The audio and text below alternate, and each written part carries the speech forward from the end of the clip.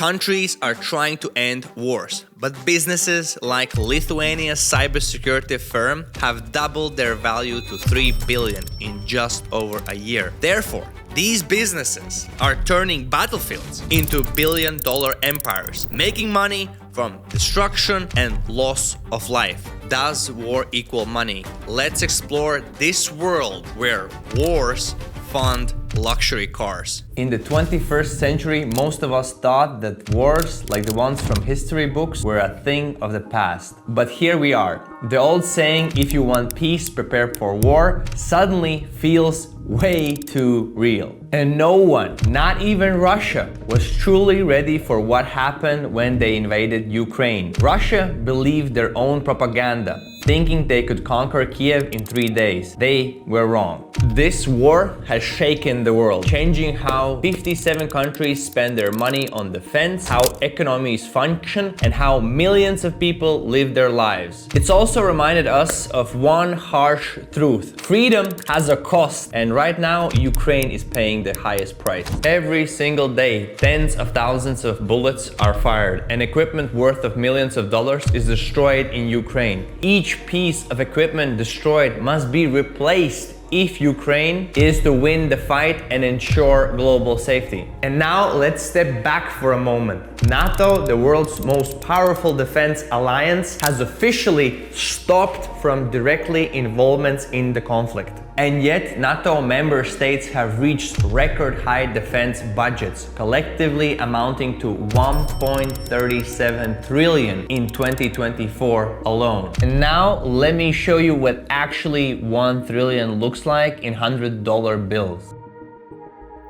The message is clear. Nations are preparing not just for the wars of today, but for the conflicts of tomorrow as well. Let's zoom in on the numbers. The US defense budget is creeping towards 1 trillion. In Europe, hundreds of billions of euros are being spent as well. Leaders like Donald Trump have called out NATO countries, urging them to meet their promises and increase their defense spending. But here's the question some of us are asking. Does this simply mean more money for the US companies like Lockheed Martin, the biggest name in the military business? The reason this question comes up is that many of the weapons, fighter jets, drones, and other military equipment that are sent to Ukraine are produced by US defense contractors. With NATO countries purchasing these supplies, billions of dollars are floating into the pockets of private US companies. Some wonder if this situation actually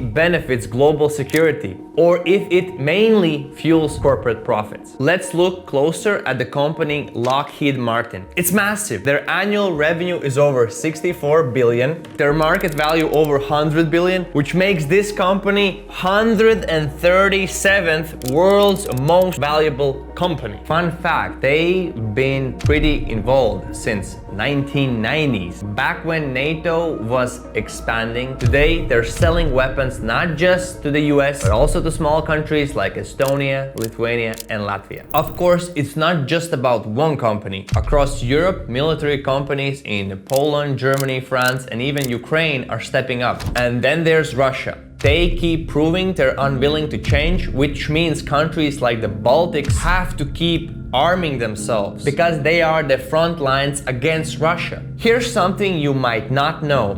The Baltic states don't have a strong military industry, but some entrepreneurs are trying to change that. They're taking what they know from tech world and applying it to the battlefield. And now we're gonna have an interview with Elina, who's the chairman of the board of the Latvian Federation of Security and Defense, and she's gonna tell her opinion on the questions. Is it possible to build a €1 billion company in the Baltic states in the military sector? And we are in a company that is, you can see here, this is an actual company of Latvia that actually produces things for the military reasons. So it's a good theme. Yes, currently we are at a stage when business in defense sector is doable. and merger and attraction of investments, and including also strategic investments, is really a great opportunity for companies. We are facing really a great performance of companies working with autonomous systems. We can talk mainly about drone systems, and we also see large-scale investments in water and underwater drones and land drones. So this would be probably the first thing where we could pay our attention. But we also facing very nice developments in companies supporting Ukraine, and we see that, for instance, Latvian airplanes are helping Ukrainians with surveillance. So it's not just drones which are supporting the troops, but these are also larger scale machines. So we have to talk about 6 and 6 Patria developments and more new contracts coming into house, and also smaller mobility cars like Fox, like Mosfera, which has been very well perceived in Ukraine. And who knows, maybe one day a Baltic company will create something groundbreaking like the drones that have been a game changer in the war in Ukraine. I'm talking about small black drones. When held in your hand, they may seem like a toy, but in the Ukraine conflict, they have evolved into a weapon that makes a difference between life and death. One thing we know for sure is that the military industry is becoming kinda of a racetrack. You have to be fast, smart, and ambitious. Maybe we can find unique solutions that are needed in the military field, world, or something that can even change the course of war. Now, going back to speaking about drones, they have evolved from being a simple tool for knowing what's happening in the battlefield to a full-on weapon. Some are like tiny kamikaze planes, while others can carry heavy loads or travel hundreds of kilometers. Europe has even predicted that by 2030, the drone market could hit 14.5 billion and also create 145,000 jobs. That's huge. The Baltic countries are also working on new defense laws, pumping millions into innovation. The defense industry already has companies working in cyber defense, robotics, sensors, communication technologies, surveillance, and electronics. Currently, we are facing a situation when development of companies and startups in defense sector is really a great opportunity. If we compare situation with a period some 2-3 years ago, of course, we could not even dream about financial sector looking at investing and financing innovations in defense. But currently we are into this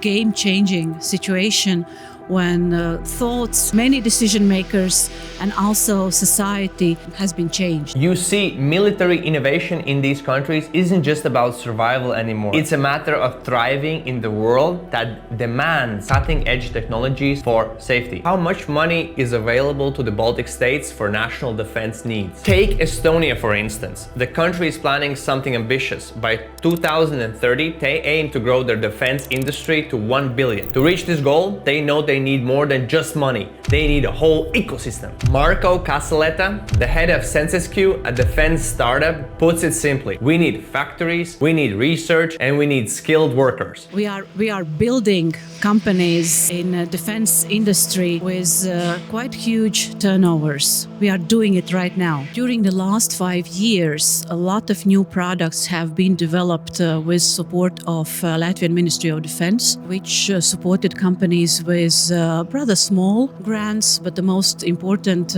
support was really attraction of army specialists in the development process of these products. Currently, of course, we have around 18 different Latvian companies participating in European Defence Fund consortiums, and let's see what the next year will bring. So there will be more consortiums with participation of Latvian companies. We are also having availability of NATO Diana, a NATO investment fund on a way, where we really hope that not only dual-use products will be supported, what's really missing for the future warfare, it's availability of funding for really military and offensive technologies. Estonia isn't just buying from foreign suppliers, it's building up its own infrastructure to ensure it can compete on the world stage. Now let's move to Lithuania, the biggest country in the Baltics, investing the most in its military. Over the next decade, Lithuania plans to spend 1.2 billion euros on new army equipment. And here's where it gets interesting. Lithuania is not just throwing money at the problem, they're planning to build the first military factories in this region. They're actively attracting international investors, and one of the big names stepping up is Rheinmetall, a German defense giant. They're setting up shop in Lithuania to produce special ammunition, and they're getting help from Lithuania's government. The country offers tax breaks, including a 0% corporate income tax for 20 years to make it an attractive place for these kind of investments. Now let's talk about Latvia, my country. I'm from Latvia. Unlike its neighbors, Latvia hasn't yet jumped into spending billions on military. Instead, much of its spending goes to purchasing weapons from foreign sources, since local companies aren't